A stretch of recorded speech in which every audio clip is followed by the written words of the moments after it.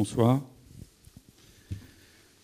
Bonsoir à tous. Vous le savez, les rendez-vous de l'archéologie sont un cycle de conférences mensuelles organisées conjointement par l'Institut français d'archéologie orientale et l'Institut français d'Égypte. Et c'est avec grand plaisir que nous accueillons aujourd'hui, dans le cadre de ces rencontres, Raphaël Meffre.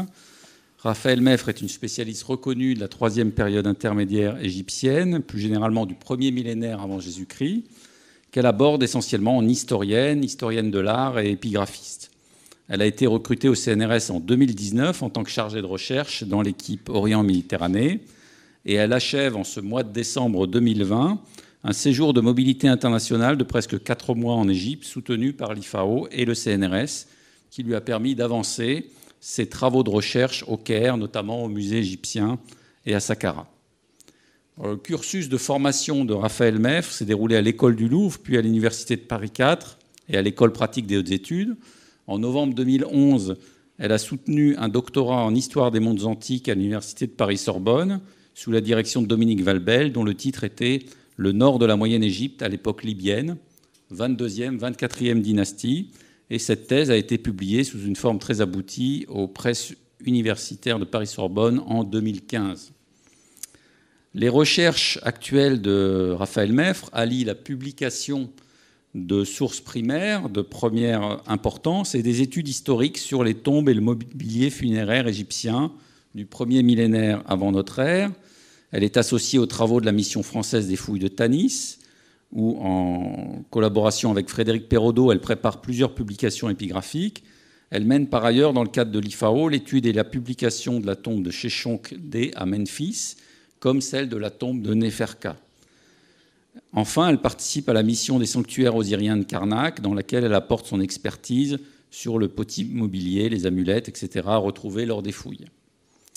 Enfin, parmi les spécialités de Raphaël Meffre, on compte aussi l'étude des Ushepti, ces serviteurs funéraires dont les musées du monde entier comptent de nombreux exemplaires, et elle est en charge du catalogue des Ushepti du musée du Louvre, dont la publication est prévue en 2022.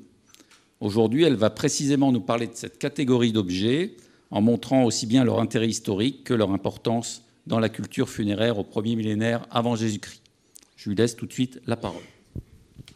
Bonsoir à tous. Merci beaucoup Laurent. Merci Amr Bagat pour votre aide et merci également aux équipes de l'Institut français d'Égypte pour leur accueil ici ce soir.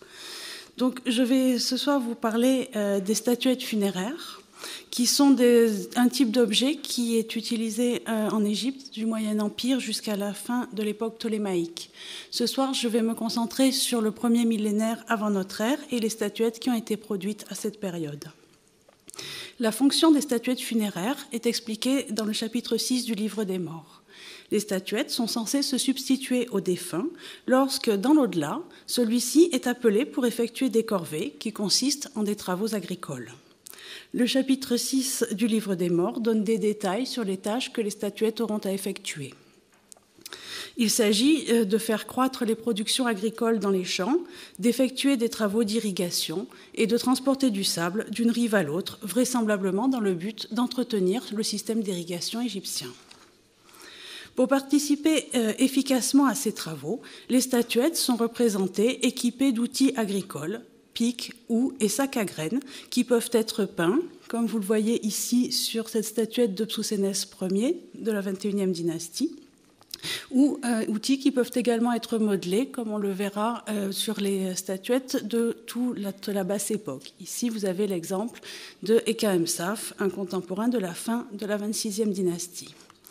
Certaines statuettes, à la fin du Nouvel Empire et à la 21e dynastie, étaient également accompagnées de simulacres d'outils. J'en ai présenté 3 ici qui sont issus des collections du Louvre, comme donc vous voyez des palanques pour transporter l'eau, une houe et un sac qui était censé contenir des semailles. Je vais vous parler dans un premier temps de la technique de fabrication de ces Ushepti et de ce que leur observation peut nous faire comprendre du travail des ateliers. Dans un deuxième temps, je vous parlerai de l'évolution de la forme de ces Ushepti au premier millénaire avant notre ère et de ce que ces statuettes peuvent nous apprendre de la société égyptienne. Au premier millénaire avant notre ère, les statuettes ne sont plus emmenées seules ou en petit nombre dans le trousseau funéraire des défunts, comme c'était le cas jusqu'à la fin du Nouvel Empire. Les fouilles archéologiques mettent régulièrement au jour plusieurs centaines de statuettes pour un seul défunt. On pense que le nombre idéal de ces statuettes devait être de 402, soit une statuette pour chacun des 365 jours de l'année, et 37 statuettes qui figurent des contremaîtres qui sont chargés d'encadrer chaque équipe de décade. Ce grand nombre de statuettes pour chaque individu nous amène à parler de troupes de statuettes funéraires. Pour arriver à fabriquer un tel nombre de statuettes pour de nombreux individus, les procédés de fabrication ont dû être rationalisés entre la fin du Nouvel Empire et le début de la troisième période intermédiaire. Les statuettes des époques antérieures étaient réalisées dans des matériaux divers comme la pierre, le bois, la terre cuite ou la faïence siliceuse glacurée, dite faïence égyptienne.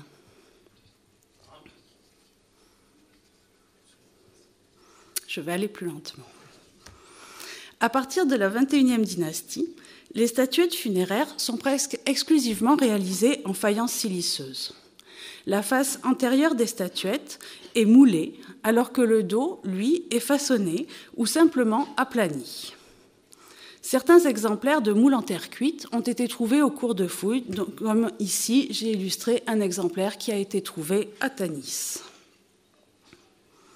Une fois les statuettes démoulées, les volumes et l'arrière sont retravaillés avec un bâtonnet, ce que j'ai illustré ici, d'après un ouvrage de Françoise Lavenez-Vergès. Ensuite, les textes sont inscrits. À la troisième période intermédiaire et jusqu'au début de la 26e dynastie, ces textes, les outils et certains détails anatomiques sont généralement tracés avec une peinture réalisée à base d'oxyde de fer et de manganèse, peinture qui vitrifie au cours de la cuisson en même temps que la surface de la statuette. À partir de la 26e dynastie, les textes sont le plus souvent incisés. Donc, vous avez un exemple ici avec Psamétique, fils de Sébarérite. Et au IVe siècle avant notre ère, on voit un retour parfois de textes peints. Et vous avez ici un exemple d'une statuette avec des textes qui ont été incisés, puis ensuite rehaussés d'un gobe bleu.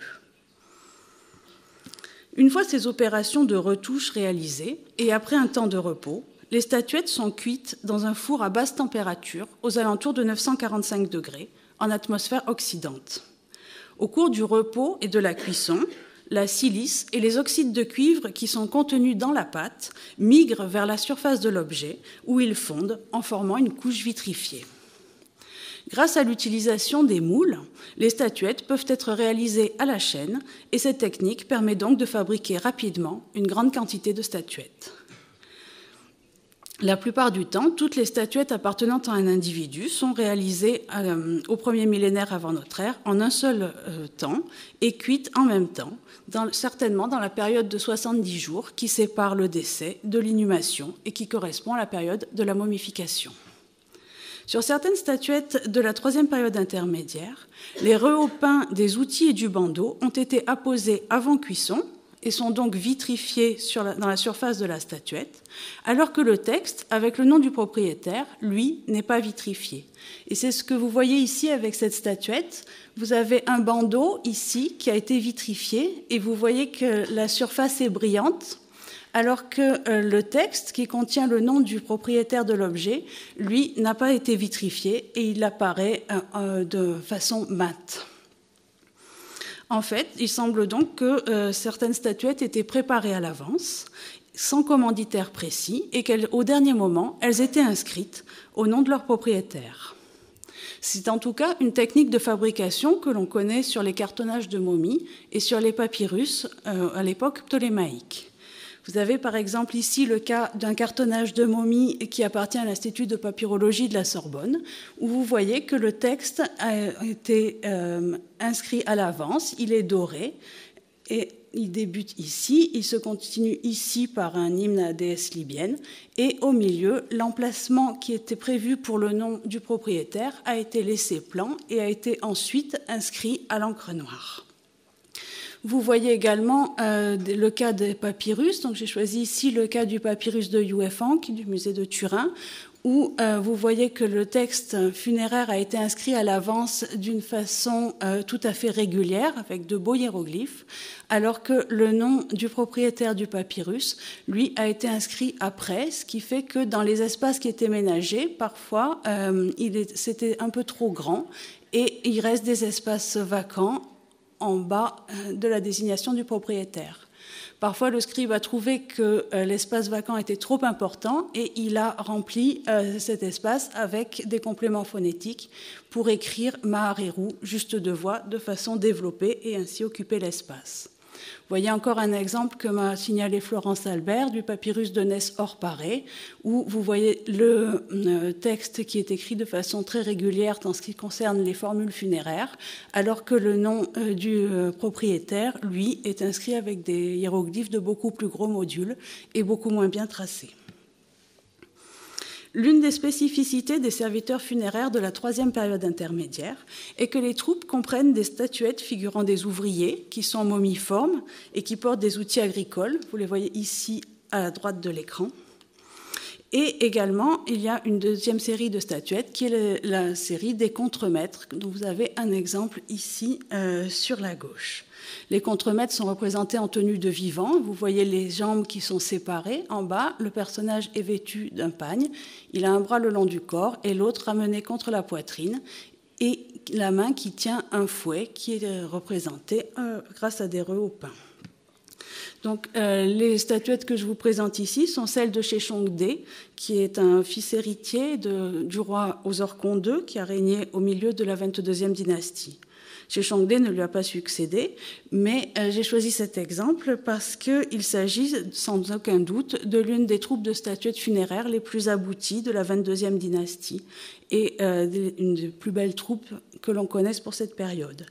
Non seulement ces statuettes sont de grande taille, puisqu'elles mesurent environ 20 cm de haut, alors que le reste de la production mesure en moyenne 10 à 15 cm à cette époque, mais encore, on remarque qu'elles ont été finement retravaillées après le démoulage et que l'arrière a été finement modelé. Vous voyez au niveau du pan postérieur de la perruque et au niveau des fesses qui sont représentées ici en relief. Donc, ces statuettes ont également reçu un soin particulier au niveau de l'application des rehaut-pins. Non seulement les rehauts ont été appliqués avec précision, ce qui n'est pas le cas sur toutes les statuettes de la troisième période intermédiaire, mais encore, ces rehauts présentent une grande variété de formes, puisque on voit que les formes diffèrent sur la représentation des outils, qui peuvent être différents, des colliers et des bracelets, mais également de la perruque, où on a plusieurs modèles dans le décor de la perruque. Les yeux également sont assez variés selon les statuettes. En fait, en combinant plusieurs formes de colliers, plusieurs formes de bracelets, différents décors pour les outils et la perruque, les artisans sont arrivés à individualiser les statuettes de cette troupe d'une façon beaucoup plus poussée que ce que l'on voit sur les statuettes des autres troupes de l'époque, qui sont beaucoup plus uniformes. La division des troupes de statuettes funéraires en 365 statuettes d'ouvriers et 37 statuettes de contremaîtres a parfois connu des ratés, notamment à la 21e dynastie, lorsque les statuettes sont devenues beaucoup plus nombreuses dans les troupes et que les statuettes de contremaîtres sont apparues. La troupe de l'adoratrice d'Amon Maat Kare, que vous voyez ici, montre plusieurs exemples où les artisans se sont trompés dans le compte des statuettes entre nombre de statuettes d'ouvriers et nombre de statuettes de contremaîtres. Donc, vous voyez les statuettes d'ouvriers ici sur la partie gauche de l'écran et j'ai illustré 4 contremaîtres sur la partie droite. Donc, les statuettes d'ouvriers, vous le voyez, elles sont momiformes et elles ont les 2 bras ramenés contre la poitrine. Ces statuettes ont également la particularité de figurer une poitrine féminine qui est nettement marquée et qui apparaît sous les pans antérieurs de la perruque. Les statuettes de contremaîtres, en prenant l'exemple de celui-ci en haut à droite, ont un seul bras ramené sur la poitrine, le deuxième le long du corps et ils sont vêtus en tenue de vivant avec un pagne à 2 vantaux bouffants. En regardant de plus près certaines statuettes de contremaîtres de cette troupe, et je parle ici des 3 statuettes qui sont là, on peut voir qu'il s'agit en réalité de statuettes d'ouvriers qui, après le démoulage, ont été retravaillées pour être transformées en contremaîtres. On retrouve bien le bras gauche ramené contre la poitrine, mais en observant un peu de près ces statuettes, on voit la trace d'un bras droit ici, qui est un peu évanescent. Parce que les artisans se sont rendus compte de leur bévue et du mauvais compte des statuettes, et ils ont ajouté de la matière pour former un autre bras le long du corps, ce qui fait que ces statuettes ont finalement 3 bras. Ils ont également ajouté de la matière pour former le devanteau du pagne bouffant.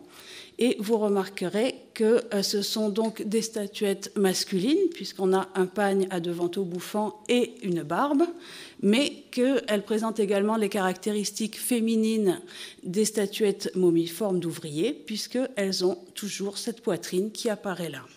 On a donc des statuettes à la fois masculines, parce qu'elles portent les emblèmes masculins de l'autorité, et féminines, puisqu'elles ont une poitrine qui est nettement marquée.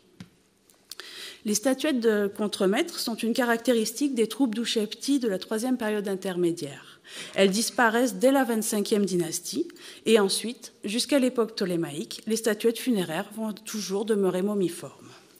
On ne trouve plus alors de bizarreries dans l'aspect des statuettes, comme on en a vu chez Mahat Karé, mais certaines troupes présentent des textes atypiques qui peuvent aussi nous aider à comprendre la façon dont les ateliers travaillent.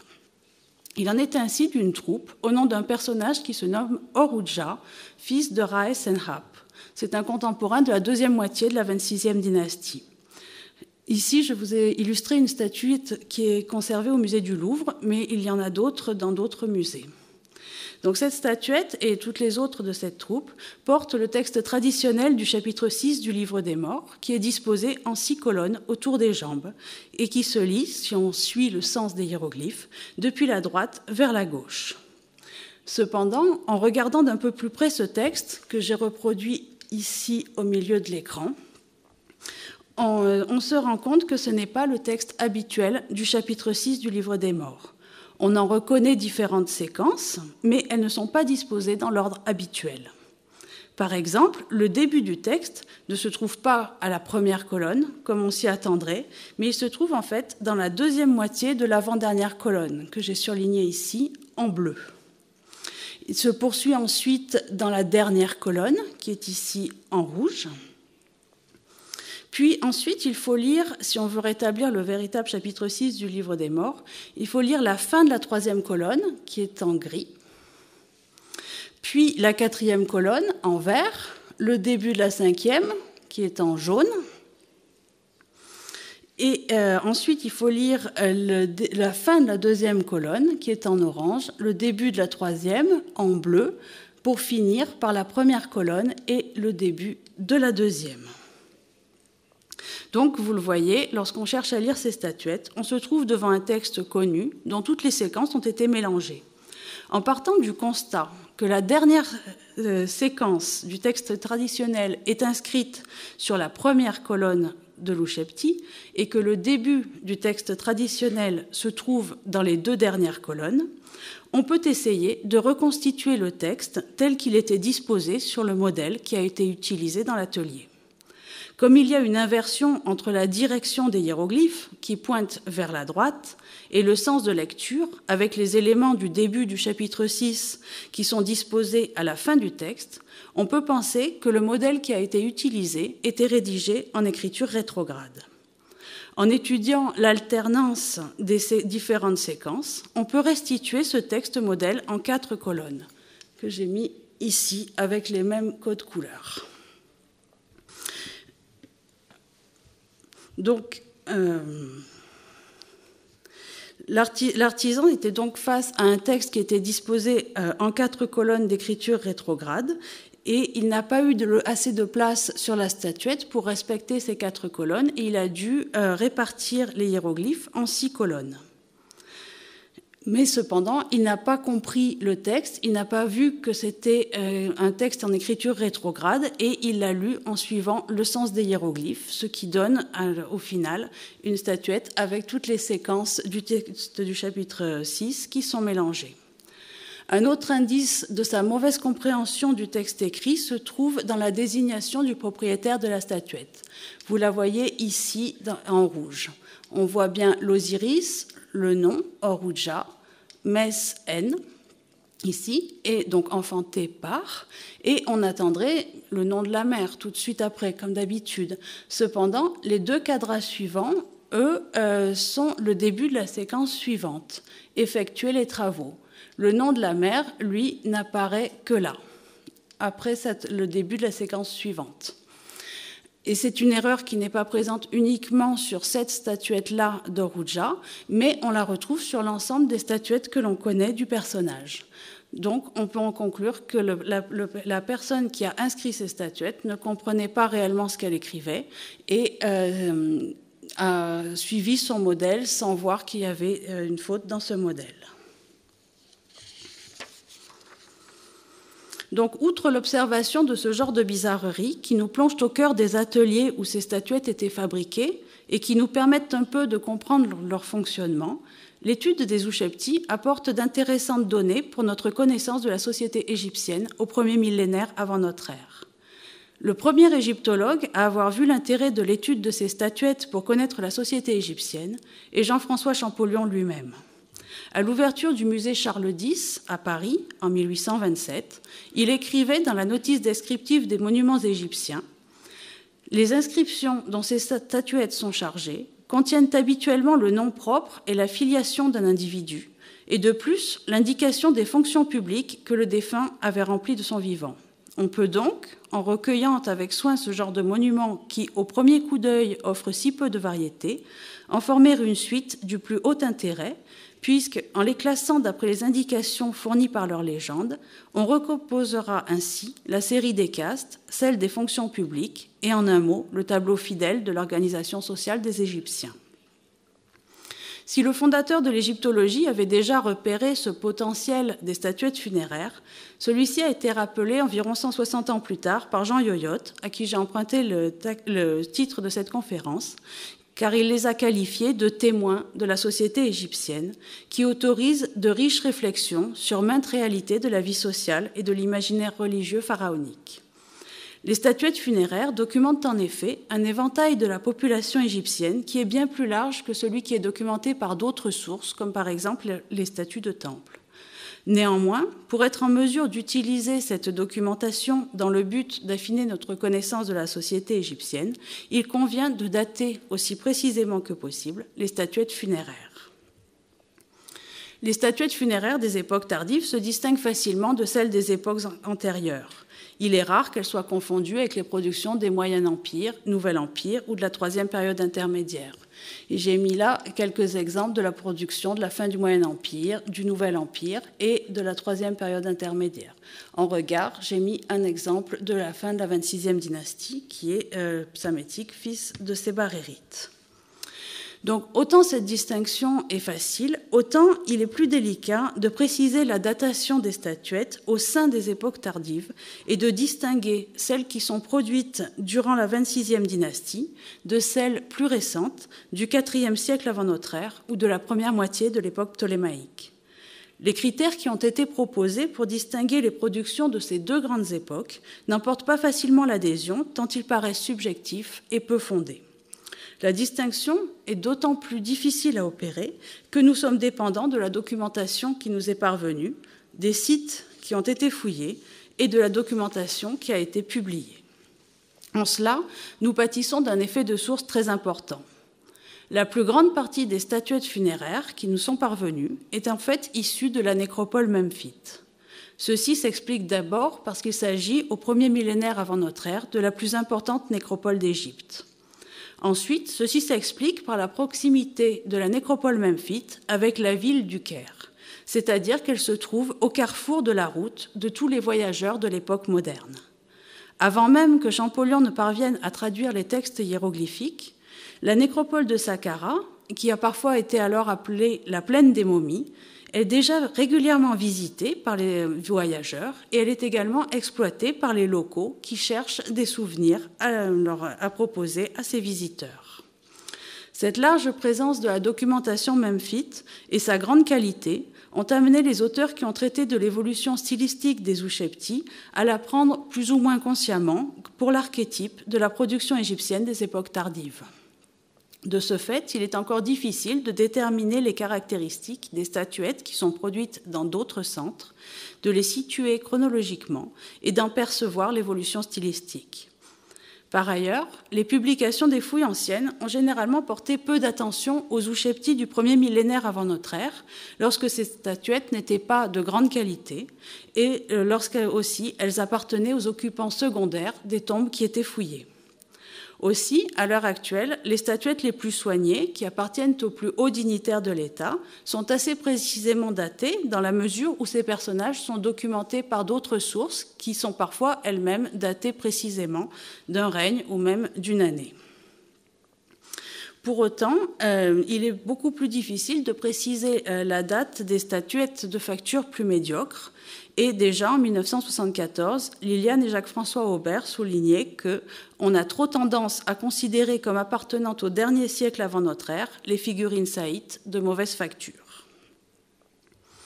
La 26e dynastie est généralement considérée comme la période de l'uniformisation des statuettes funéraires, que ce soit au niveau du matériau dans lequel elles sont fabriquées, qui est la faïence siliceuse, ou de l'attitude des statuettes, qui sont désormais toujours momiformes et dotées d'un appui dorsal et d'une base. Donc vous voyez ici, sur cet exemple, un appui dorsal et une base. Il est vrai que cette époque saïte correspond à un changement dans la forme des Ousheptis. Mais il faut aussi admettre que ce changement ne s'est pas fait brutalement avec l'arrivée de la nouvelle dynastie, mais qu'il s'est en réalité imposé petit à petit.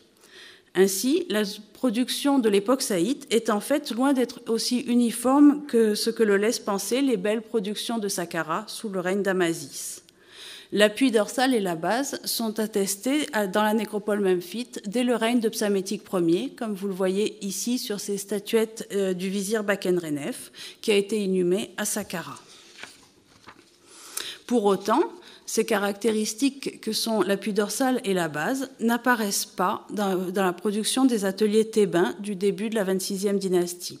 J'ai illustré ici en regard une statuette qui appartient au célèbre Montouémat, qui a été contemporain de la 25e dynastie, mais qui est mort après l'an 14 de Psamétique Ier, c'est-à-dire au moins dans la deuxième décennie du règne.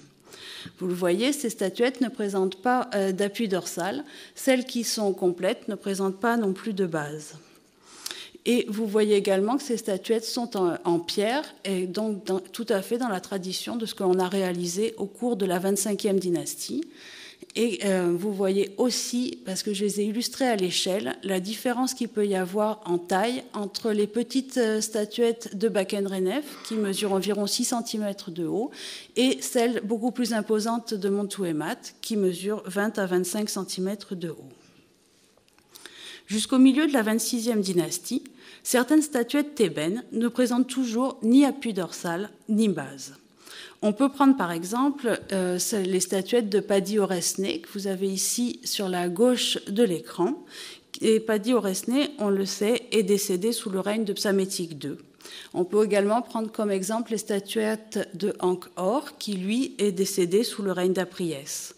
Ces deux troupes présentent toutefois des caractéristiques communes et elles se distinguent par une silhouette très particulière pour laquelle on notera le torse bombé et assez court et des fesses qui sont bien marquées et haut placées. Une petite troupe de statuettes dont la provenance est jusqu'à présent restée inconnue mesure 8 à 9 cm de haut. Elle présente une silhouette très comparable à celle que nous venons de voir de Padi Oresné et d'Ankh-Or. Ces statuettes ne présentent ni appui dorsal ni base et elles sont par contre inscrites d'un texte qui est peint et non incisé. Donc le propriétaire, lui, je vous ai mis son nom ici, il est nommé Padi Maes.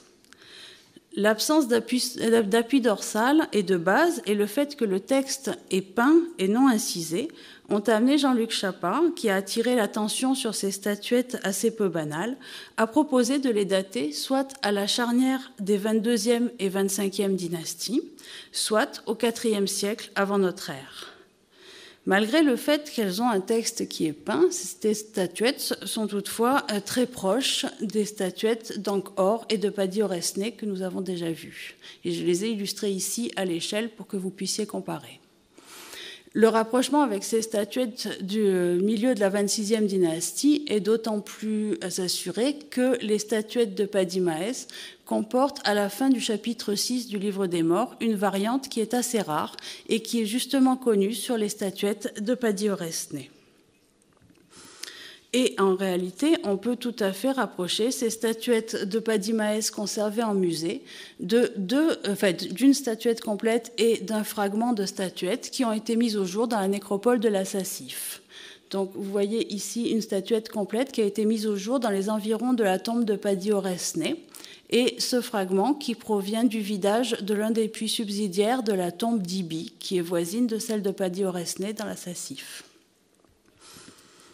Et ajoutons à cela que le nom de Paddy Maes est un nom qui est extrêmement rare, notamment en dehors du delta central et de la région de Léontopolis, où le dieu Maes était vénéré. Or, dans les textes qui sont situés à l'intérieur de l'un des puits subsidiaires de la tombe d'Ibi, textes qui ont récemment été étudiés par Marike Wagner, il est mentionné dans la généalogie d'un personnage nommé Psamétique, un directeur des chambellans de la divine adoratrice, qui s'appelle Paddy Maes et qui est fils de Raes Enazet. Le personnage, donc Paddy Maes, fils de Raes Enazet, est également connu par un papyrus du Livre des Morts qui se trouve au Vatican. La rareté même de ce nom de Paddy Maes et le lieu de découverte de deux de ces statuettes permettent de penser que le personnage a finalement été inhumé dans la tombe d'Ibi auprès de ses descendants. Reste à dater aussi précisément que possible ce Paddy Maes. Ni le papyrus, ni les textes qui se trouvent dans le puits de la tombe d'Ibi ne précisent auprès de quelle adoratrice notre Paddy Maes était directeur des chambellans. Néanmoins, la proximité stylistique que nous avons vue entre les statuettes de Paddy Maes et celles de Paddy-Auresney et d'Angkor laisse penser que, comme eux, il a servi Nitocris. Il a donc pu décéder vers le milieu de la 26e dynastie. Les statuettes memphites, contemporaines du milieu de la 26e dynastie, sont très différentes des petites statuettes thébaines que nous venons de voir. Pour ne prendre qu'un seul exemple, j'ai choisi les statuettes d'Or-Ira. Elles sont absolument typiques de la production memphite du milieu de la 26e dynastie. Vous le voyez, elles ont un appui dorsal et une base. Elles se distinguent également par le fait qu'elles ont une perruque qui est largement renflée au niveau des oreilles et elles ont des épaules très peu larges et surtout tombantes.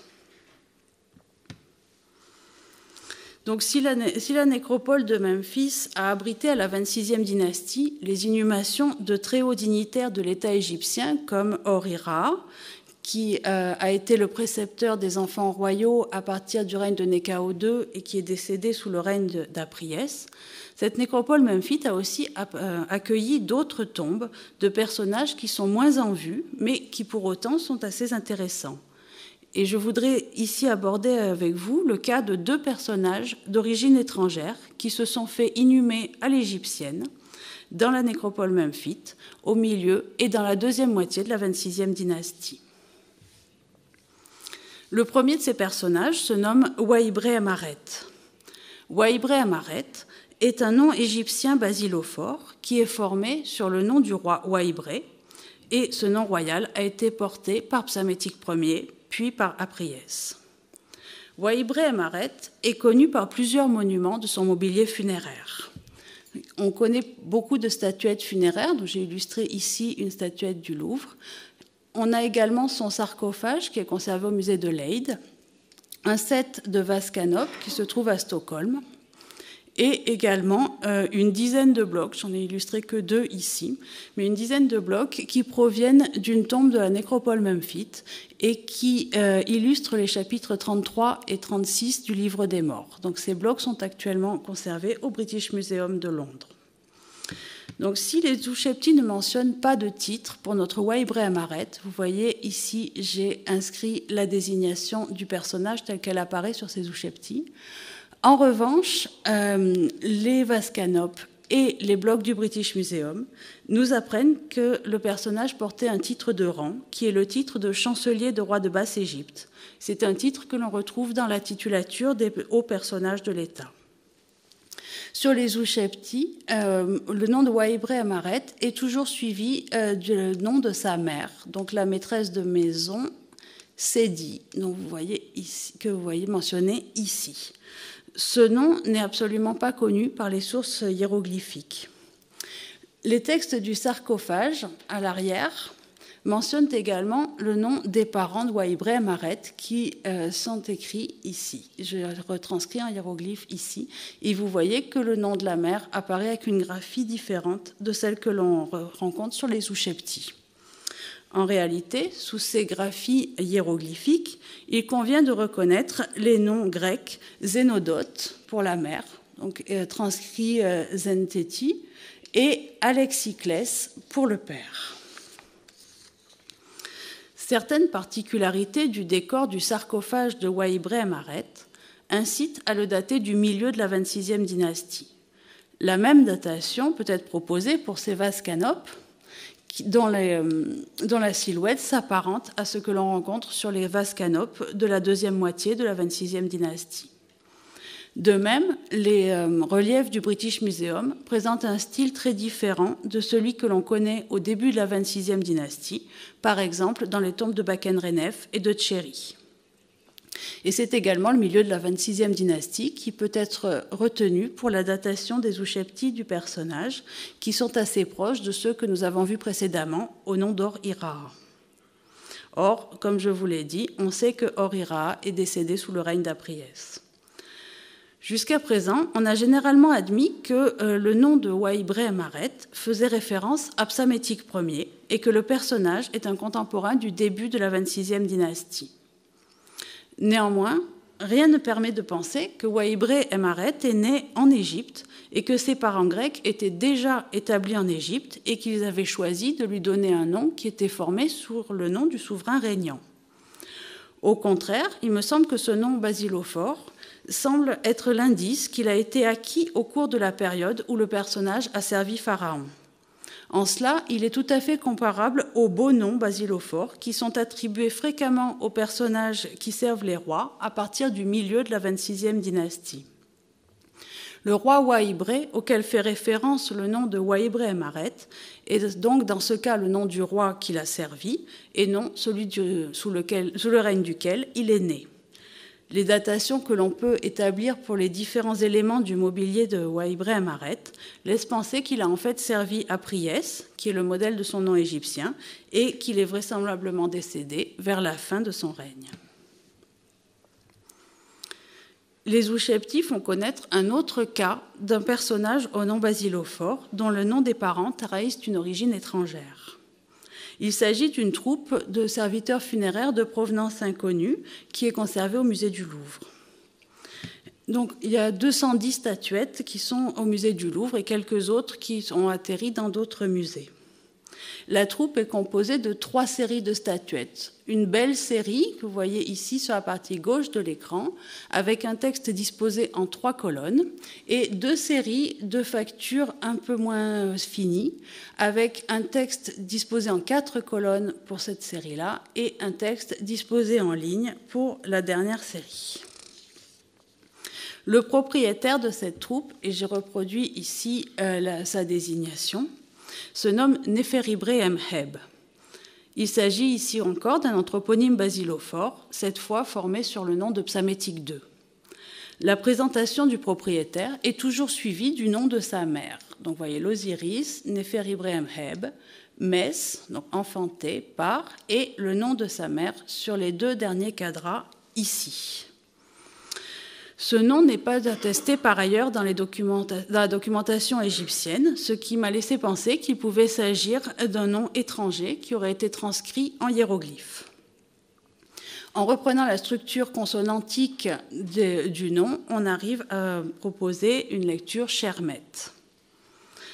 Et cette structure consonantique permet d'envisager qu'il s'agisse d'un nom d'origine sémitique qui est formé sur la très prolifique racine Shelem, racine qui a donné beaucoup d'anthroponymes, mais aussi des substantifs, dont certains sont passés en égyptien au cours du Nouvel Empire. Cette structure consonantique, Shermet, rappelle l'anthroponyme biblique Shlomit, qui est attesté aussi bien au féminin qu'au masculin. De nombreux autres anthroponymes sont formés sur la racine Shalom, mais leur existence au féminin n'est pas du tout assurée. Aussi, il me semble bien qu'il faut reconnaître dans la graphie hiéroglyphique du nom de la mère de Néfer Ibrahim Heb une attestation du nom biblique Shlomit ou d'un autre anthroponyme formé sur la même racine. Le nom du père de Néfer Ibrahim Heb, lui, n'est attesté qu'à une seule reprise, et je l'ai indiqué ici. Il est introduit par Iru-En, engendré par, et le nom du père se réduit aux 3 signes hiéroglyphiques ici.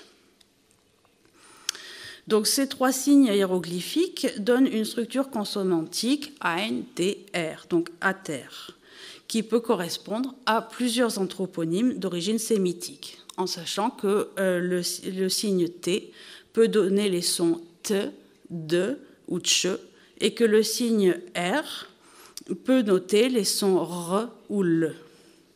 Donc on peut toujours penser qu'il pourrait s'agir du nom biblique Atlai, mais théoriquement, on pourrait aussi penser qu'il pourrait s'agir d'un ancêtre du nom arabe Adil, le juste.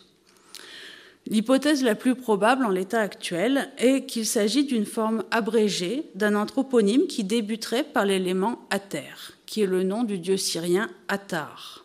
On connaît plusieurs anthroponymes qui débutent par Ater, donc on connaît Ater Azer, Ater Semek, Ater Melki ou encore Ater Demri. Donc, Néfer Ibré est issu de 2 parents qui portent des noms à structure consonantique proche-orientale, alors que lui-même porte un nom égyptien basilophore. Il pourrait donc bien être un de ces étrangers qui sont entrés au service de Pharaon au cours de la 26e dynastie. Comme il a pris un nom égyptien basilophore, on sera enclin à penser que ce nom est formé sur le nom du roi qui l'a servi. On peut donc rattacher une partie au moins de son activité au court règne de Psamétique II. Néanmoins, le style de Sézouchepti est un peu plus récent que le milieu de la 26e dynastie, ce qui laisse penser qu'il a ensuite pu poursuivre sa carrière sous les successeurs de Psamétique II et qu'il est décédé dans la 2e moitié de la 26e dynastie. Je voudrais profiter du temps qu'il me reste pour aborder la production du IVe siècle avant notre ère et l'épineuse question de la disparition des statuettes funéraires. Comme je vous l'ai dit tout à l'heure, il est parfois difficile de distinguer les belles productions du IVe siècle avant notre ère de celles de la fin de la 26e dynastie. Pour illustrer ces difficultés, au sein de la production memphite, j'ai illustré ici, à l'échelle, 2 statuettes de la fin de la 26e dynastie que vous voyez ici à gauche de l'écran, une appartenant à Néfer Ibré Saneit, qui est sans doute la plus belle troupe de statuettes funéraires que l'on connaisse pour la fin de 26e, début 27e dynastie, et à côté, une statuette de Psamétique, fils de Meretneit, que l'on sait être décédé au tout début de la 27e dynastie. En regard, vous avez 2 statuettes du IVe siècle avant notre ère. Celle de gauche, ici, la plus grande, appartient à Chaorpata, un personnage que l'on sait être décédé en l'an 15 de Nectanebo II. L'autre statuette est un petit peu plus récente, puisqu'elle peut être datée du IVe siècle avant notre ère. Vous le voyez, il n'y a pas de différence flagrante dans l'attitude ou dans les instruments tenus par ces statuettes. On peut juste noter quelques infimes différences, notamment au niveau de la largeur du bassin, qui est plus importante au IVe siècle avant notre ère, ce qui se voit également dans la vue de profil. Et on peut également noter que les visages sont beaucoup plus stéréotypés au IVe siècle avant notre ère qu'ils ne le sont à l'époque saïte, où ils sont beaucoup plus idéalisés. Cette forte ressemblance entre les productions du VIe siècle avant notre ère et celles du IVe siècle peut s'expliquer si l'on replace les statuettes funéraires dans la production artistique de cette époque. Le IVe siècle avant notre ère est en effet marqué par la tendance artistique dite tendance néo-archaïsante, qui s'inspire des modèles classiques de la 26e dynastie, c'est-à-dire du style de l'époque saïte qui a été mis en place au cours du milieu et de la deuxième moitié de la dynastie. Cette tendance néo-archaïsante a été nettement mise en évidence dans le domaine de la sculpture. Et vous voyez par exemple ici à gauche la statue de Wahibré, qui est un contemporain du roi Amasis, qui relève du style saïte avec la tripartition du buste, doublée d'une bipartition verticale. Et à droite, j'ai illustré une statue du début du IVe siècle avant notre ère, d'un personnage anonyme, statue qu'on appelle statue d'Atari, d'après le premier collectionneur auquel elle a appartenu. Et vous voyez qu'on retrouve cette tripartition du buste, doublée d'une bipartition qui est beaucoup plus légère. Et donc, le traitement du corps du personnage s'inspire nettement des modèles mis en place à l'époque saïte. Donc si c'est dans le domaine de la sculpture que cette tendance néo-archaïsante est le plus largement attestée et reconnue, elle s'est en fait aussi illustrée dans d'autres domaines artistiques et également dans le mobilier funéraire. Toutefois, l'entièreté de la production des Ushepti des 4e, 3e siècles avant notre ère ne s'insère pas dans cette tendance néo-archaïsante et beaucoup de statues montrent des profils qui sont très différents. Il est en fait possible de grouper certains ensembles de statuettes dont les silhouettes et ou les inscriptions permettent d'affirmer qu'elles sont issues d'un même atelier. J'ai ici présenté 3 statuettes qui proviennent de la nécropole memphite, dont quelques exemplaires ont été mis au jour à Saqqara. Et donc ces 3 statuettes présentent des silhouettes très caractéristiques qui diffèrent totalement de ce que nous avons vu jusqu'à présent, et qui laisse penser qu'elles pouvaient provenir du même atelier. Donc ces statuettes sont toutes d'une réalisation très soignée. Vous remarquez leur silhouette étirée en hauteur. Vous remarquez également leurs coudes qui sont anguleux et qui forment un angle obtus. Et vous pouvez aussi voir que leur réalisation est soignée. Les outils eux-mêmes sont représentés d'une façon similaire d'une statuette à l'autre. Je prends par exemple l'exemple du sac à graines qui prend la forme d'un demi-cercle, ce qui est une forme très rare puisque généralement il est plutôt carré ou rectangulaire. Et on le retrouve sur les différentes troupes de statuettes de ce groupe, donc ici et là par exemple. Ensuite, parmi les caractéristiques de ces statuettes, vous noterez qu'elles sont très peu épaisses dans les vues de profil et que souvent l'appui dorsal est plus saillant que la perruque, ce qui est aussi assez rare. De même, sur l'ensemble des statuettes de ce groupe, le texte est disposé en une colonne à l'avant. Les hiéroglyphes ont été incisés, puis rehaussés d'engobe bleu foncé, ce qui fait que les textes sont très nettement lisibles. Néanmoins, pour aussi lisibles que soient ces textes, ils ne sont pas forcément très faciles à comprendre. Je n'évoque ici qu'un seul exemple, dont les difficultés de lecture ont été à l'origine de féroces passes d'armes entre Étienne Drioton et Herbert Fehrman dans les années 1940. Si le texte est facile à établir, plusieurs difficultés surviennent quand on cherche à le comprendre. Les lectures qui ont été proposées jusqu'à ce jour ont reconnu divers titres et divers noms dans cette statuette. On y a reconnu le titre de prophète d'Hathor de Dendera, celui de prophète d'Horus d'Héliopolis, ou encore même le titre de général. Le nom du propriétaire a été lu Wajmes ou Neferwaj. Je pense être parvenu à une solution plus satisfaisante en proposant la lecture le Ter Ushepti de l'Osiris du prophète des Grands Baous, Nef Aoured, né de Semset, juste 2 voix. Jusqu'à ce jour, on ne connaissait pas de titre de prêtrise relatif à ces grands baous. Cependant, ces grands baous sont des entités divines qui sont bien connues à Mendès, où le roi Apries, à la 26e dynastie, leur a dédié 4 naos. Leur appellation développée est les bas vivants de Ré, d'Osiris, de Chou et de Geb, et ils s'incarnent en un bélier quadricéphale. Le nom de Nef-Aoured lui-même pourrait aussi dénoter l'origine mendésienne du personnage. C'est en effet la version égyptienne du nom que l'on connaît mieux en grec, Néphérites, qui est le nom du roi fondateur de la 29e dynastie, qui était lui-même originaire de Mendès. Et peut-être que cette origine mendésienne de la 29e dynastie et de Nef-Aoured a amené à une certaine affection locale pour ce nom dans les temps qui ont suivi. Donc cet Ushepti partage avec les autres qui proviennent du même atelier des caractéristiques comme l'emploi des termes rares, et vous avez ici sa désignation comme terre Ushepti, ce qui est un nom très rare pour désigner les Ushepti. On y trouve également des graphies surprenantes qui jouent sur la prononciation de l'époque, et vous avez ici le signe Néfer qui est utilisé pour noter l'article Naïef. On a également l'emploi de signes hiéroglyphiques proches de celui dont la lecture est voulue. Donc ici, on a la colonnette Waj qui est en fait à lire AA, et également le signe du linge plié surmonté de 3 petits traits qui rappelle le pot contenant des jeunes plants qui doit se lire raide. Tout ceci pour vous montrer que les raffinements scripturaux de l'époque ptolémaïque ne sont pas limités aux textes des temples et des statues privées, mais qu'on peut également les retrouver sur des objets plus mineurs du mobilier funéraire, comme les Ushepti. Reste à se poser en guise de... Pardon.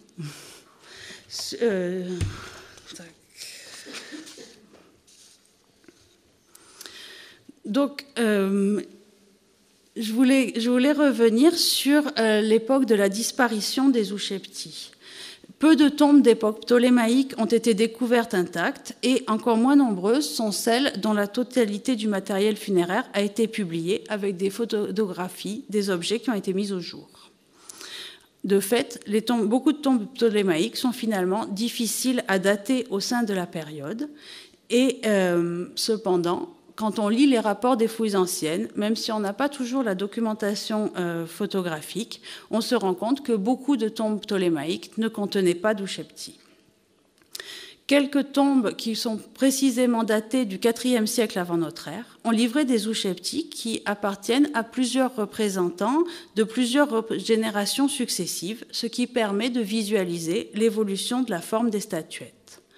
Par exemple, la tombe thébaine 414 d'Angkor, dont nous avons vu les statuettes tout à l'heure, a été réutilisée au cours de la 30e dynastie par la famille des scribes de l'oracle d'Amon, Padi Amon Amnesut Tawi. Et cette famille est une famille gigantesque qui est connue sur plusieurs générations. Plusieurs des personnages qui ont été inhumés dans cette tombe et qui appartiennent à 4 générations différentes possédaient des statuettes funéraires. Donc ce sont les personnages que j'ai ici encadrés en rouge. Et vous voyez ici les différentes statuettes qu'on peut leur attribuer. Concernant les caractéristiques de ces statuettes, vous noterez qu'elles sont très différentes des statuettes memphites que je vous ai montrées. Elles ont une silhouette assez trapue, avec une silhouette assez trapue. Elles ont des mains et un visage qui apparaissent en taille surproportionnée, un torse qui est assez trapézoïdal, et vous notez également qu'il y a un goût certain pour les textes qui sont peints, que ce soit en bleu ou en noir, plutôt que pour les textes incisés qui sont un peu plus rares. Un autre exemple de tombe du IVe siècle avant notre ère est la tombe familiale de Djedor à Abydos. L'étude croisée des différents éléments de mobilier funéraire qui ont été retrouvés dans cette tombe montre que la génération de Djedor se situe vers la fin du IVe siècle avant notre ère et que celle de ses enfants, qui sont également inhumés dans la tombe, doit être replacée dans la première moitié du IIIe siècle avant notre ère. Donc cette tombe comporte 2 chambres funéraires. Vous avez le plan ici. La chambre est contenait les inhumations de Djedor et de son épouse, ainsi que de 2 personnages d'une génération antérieure. Dans cette chambre, on a trouvé 394 statuettes inscrites au nom de Djedor lui-même. Donc, ils se répartissent en 2 séries, une de 11-12 cm de haut et l'autre de 13-14 cm. Et en regardant ces statuettes, vous retrouvez certaines des caractéristiques que j'ai énumérées juste avant pour les statuettes thébaines du IVe siècle. Elles ont un torse assez court. On retrouve les grosses mains, des détails du visage qui sont marqués et qui sont très en relief, et le texte peint en une colonne à l'avant de la statuette. Sous les boîtes à Ushepti qui contenaient ces statuettes de Djedor, Petrie a mis au jour un ensemble de statuettes plus petites qui doivent appartenir à l'un des autres occupants de cette chambre funéraire, mais elles ne sont pas inscrites. Vous pouvez toutefois noter la taille importante des mains et le visage qui est également de grande taille. Dans la chambre contiguë, la chambre ouest, il y avait 3 inhumations qui sont les inhumations de 3 des enfants de Djedor. Une seule de ces inhumations avait avec elle des statuettes funéraires. C'est son fils nommé Padi Ouzir. Donc, Padi Ouzir avait un ensemble de 36 statuettes qui étaient inscrites. Ici, vous voyez le texte peint, le texte du chapitre 6 du livre des morts. Et vous notez également les rehautes peints en bleu foncé sur la perruque du personnage. Il y avait également 2 séries anépigraphes qui accompagnaient ces statuettes et qui appartiennent à la même troupe.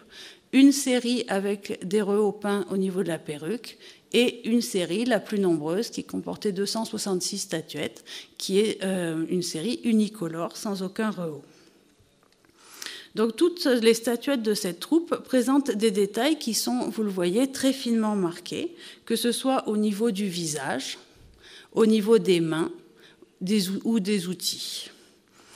Vous voyez également que leur faïence est particulièrement brillante et que la glaçure s'est accumulée dans les creux en formant des effets de transparence. Une seule génération sépare la réalisation des statuettes de Djedor de celle de Padi Ouzir. Et malgré tout, on voit une différence notoire. C'est donc vers la génération de Padi Ouzir, donc vraisemblablement vers le début du IIIe siècle avant notre ère, que les ateliers d'Abydos ont mis en place une nouvelle procédure dans la fabrication des Ushepti qui utilise un engobe très brillant qui donne cet aspect aux statuettes et où on a accentué les détails du visage de façon très précise. Pour autant, à cette époque, on note que le nombre de statuettes inscrites est alors très limité, puisqu'on n'en a que 36 sur les 385 statuettes qui constituaient la troupe de Padi Ouzir. Une autre tombe du même secteur d'Abydos est la tombe de Hapimen, qui a été datée vers la fin du IIIe siècle avant notre ère ou le début du suivant. Cette tombe a été trouvée intacte, mais elle ne contenait, en termes de statuettes funéraires, qu'une seule statuette inscrite, pour 32 statuettes anépigraphes, et l'ensemble de ces statuettes est de très petite dimension, puisqu'il mesure environ 7 cm de haut. Je ne vais pas multiplier ces exemples, faute de temps, mais ils montrent qu'au IIIe siècle avant notre ère, les statuettes funéraires ont un style bien spécifique et qu'elles peuvent être réalisées dans une faïence siliceuse bleu clair très brillante. Elles ne sont alors plus présentes dans toutes les inhumations et le nombre de statuettes diminue sensiblement. On a généralement considéré que la tradition des statuettes funéraires se poursuivait jusqu'à l'aube de l'époque romaine, mais aucune statuette précisément datée, postérieure à la fin du IIIe siècle avant notre ère, n'a encore été trouvée et publiée. De nombreuses nécropoles tardives, comme celle d'Armim, ont livré un important matériel funéraire, mais pour autant, on ne peut pas mettre en lien beaucoup d'Ushepti avec ces nécropoles. En fait, il me semble que l'on peut mettre la disparition des Ushepti en relation avec un phénomène plus large de réduction du nombre des objets qui constituent le trousseau funéraire.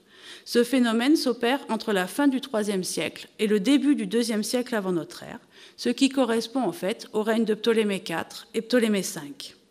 À cette époque, plusieurs catégories d'objets du trousseau funéraire disparaissent, et par exemple, on peut citer les épocéphales ou les scarabées de cœur. Les éléments qui constituent le mobilier funéraire se réduisent alors à l'essentiel, c'est-à-dire la momie et ses enveloppes, donc éléments de cartonnage, cercueil, éventuellement sarcophage, une statuette de Ptassocar Osiris, un coffret à viscères et des amulettes pour assurer la protection du défunt. Bien sûr, des tombes plus riches existent avec un mobilier plus important, mais elles deviennent alors plus rares. Ce resserrement du mobilier funéraire autour de la momie semble bien correspondre à la période de crise économique qui a été suscitée à la fois par les efforts de guerre qui ont été mis en place par Ptolémée IV pour aller à la bataille de Raphia en 217, mais aussi par l'émergence des rébellions indigènes dans le Delta et en Haute-Égypte, comme celle qui a été menée par Or-ud-Néfer, Ankh-ud-Néfer, entre la fin du règne de Ptolémée IV et le règne de Ptolémée V. Si l'utilisation des ousheptis était en déclin au cours du IIIe siècle avant notre ère, c'est vraisemblablement cette crise économique qui a pu en avoir définitivement raison. J'espère avoir réussi à vous montrer que les serviteurs funéraires sont un objet d'étude loin d'être aussi monotone que le laisse penser leur uniformité apparente et qu'ils sont aussi une intéressante source documentaire à de nombreux points de vue. Je vous remercie de votre attention.